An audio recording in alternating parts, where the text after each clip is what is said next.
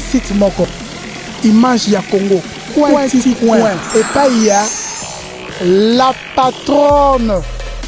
babi la patronne Yvonne Niandabu yokala kombo donc ba kombo mususu wezaka soko yoki yango bo senti neti ba finga yo mais yé et ça m'a plaisir ya kokota na site no découvrir ba merveille dans la carte aux en Afrique du Sud aux en Égypte aux en Mali aux en Tunisie aux en Londres aux en Belgique en tout cas tikana biso OK ma solo ya bien donc image ya Congo avec moi si ambingala patron na ngai yo na payer bisibino bo pianga confiance pour musalo to sa mikolo ki sasa tara bino so bondimi yango pour la production na bino oh nanga ki film moko boye o théâtre moko boye équipe makasi na Congo équipe makasi na masola net mikolo to samba te pour tout ça tranquille équipe makasi penza na Congo mikolo donc bo pia biso confiance soko za na matanga benga biso to kende au anniversaire benga biso to kozala o te bo sala visite moko na mona mama kala na to relaxer mama no mona kala oh ndenge nini Congo mikolo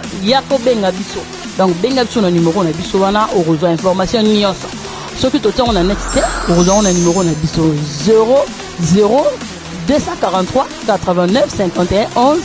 999 numéro ya ngwana bi numéro na lelaye ndé na zo lelaye donc il fallait qu'il na 4 organisations il fallait qu'il na mort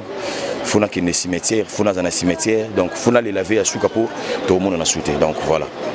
et DJ Ristel ndingo ebeli ba boîte ba nice club ezalaka awa mkolo na wa professeur ni echeomo boyoma venir na ngozo mona ngondengeni te za eloko ngai na ipsa kinzambe a opesa so plus ba makasi toza musika mais tokozala pembeni eloko ezala moni lelo balobaka so activité na kofi poye mutadai nango akela voilà mais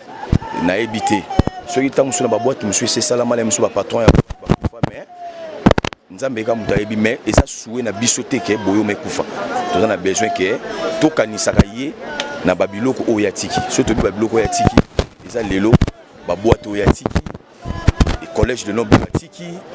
ba mutualité na ba tout boyoma donc viatiki ba biloko ebele alors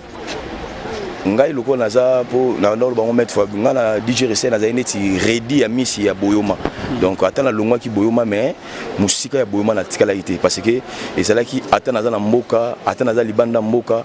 il faut toujours nazala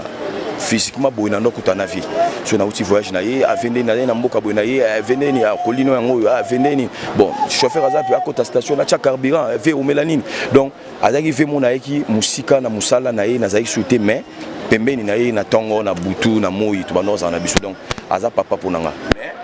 souhaiter que na famille ezali na administration bakota musala to ebine to sala organisation bon c'est que tout est kabia après bon c'est que tout s'organiser pour boyo mesala et ku faté merci beaucoup DJ merci beaucoup.